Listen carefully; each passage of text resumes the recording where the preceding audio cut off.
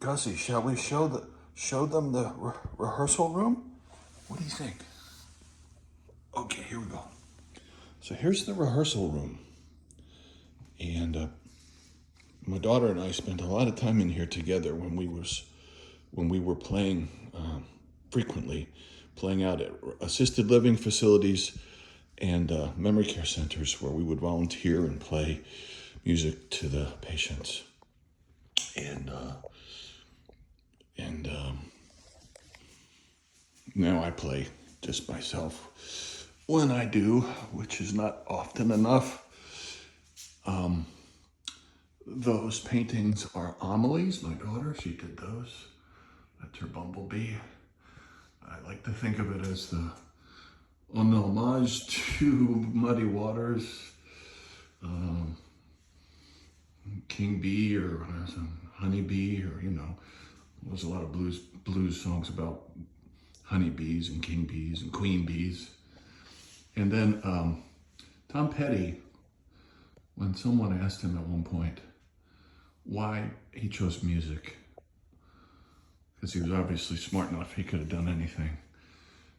And he said in his southern Florida drawl, understated, the sly looking out of the corner of his eye, because it's the closest thing we had to magic.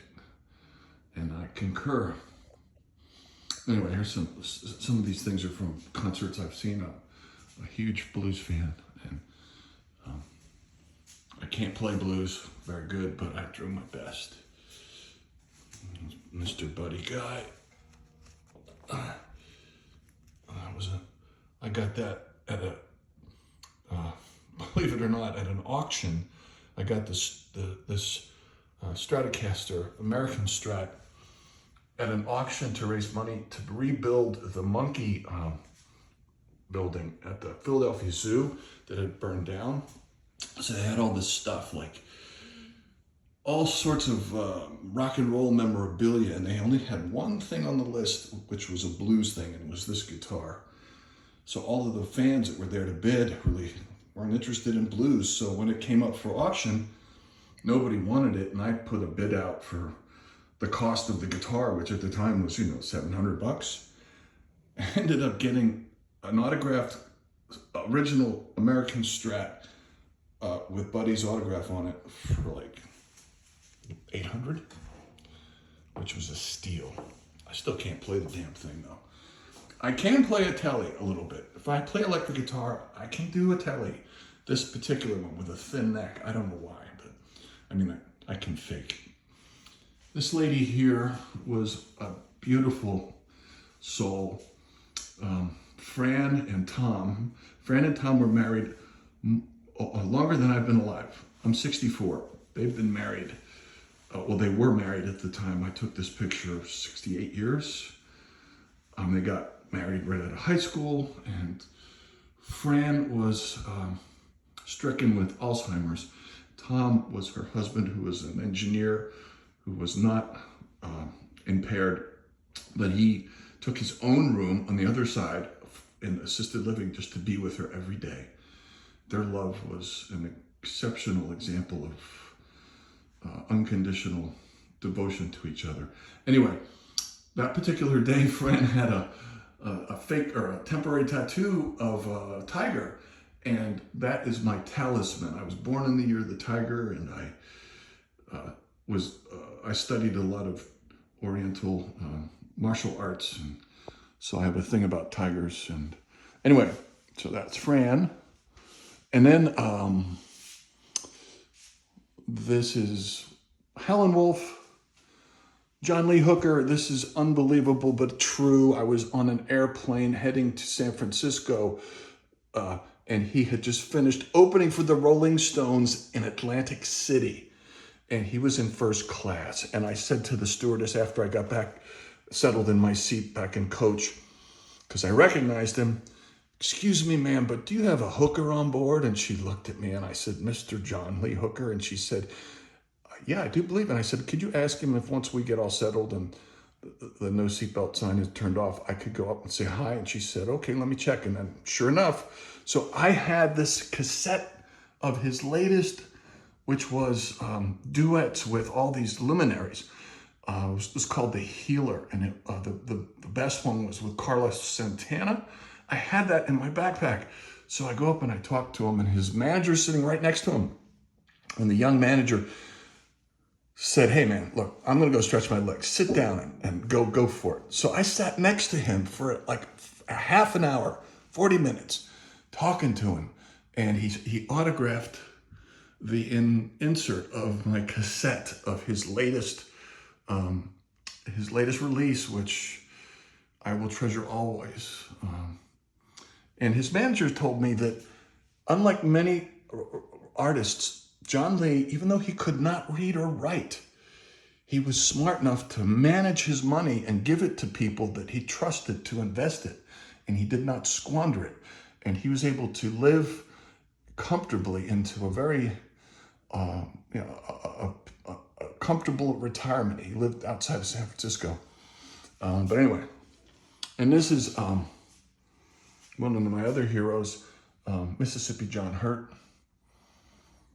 I try to play him, and oh my God, it's so hard to do the melody with your fingers and the bass line with your thumb simultaneously, but sometimes I get lucky.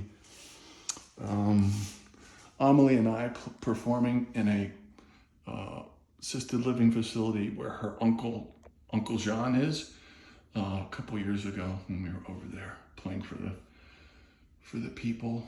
And gosh, guitars, they're just pieces of wood. There's magic is not in the guitar, it's in the player. This lady was wonderful. She was an assistant. Actually, she was a resident, but she volunteered to try to make things brighter for all the other people, and she was so wonderful. It was after a set I played for them on a place on the island. And this lady, oh my gosh, she was wonderful. Her name, I honestly don't know her name, but she had been a teacher her entire life. And I have a song about my cat Lumpus that I sing, and she absolutely loves that song. So anytime I would play for the group of residents at her facility, she would always be there, and she would always ask me to play the Lumpus song. So I would. And this photograph was taken when she had already gone completely blind and could not come out to the main room to be present in the audience for our performance. So my daughter and I went into her room and we did a little private concert for her, including the Lumpus song. And that smile, that, to me, that's worth more than anything you could give me, because she was so happy. And then what's this? Oh, this is an article about Art Felt, which was done by a guy in Philly after he saw Son House perform, and he had no idea what he was in for. And Son House blew him away with the magnetic magic of his charismatic performance. All right, that's more than enough. Anyway,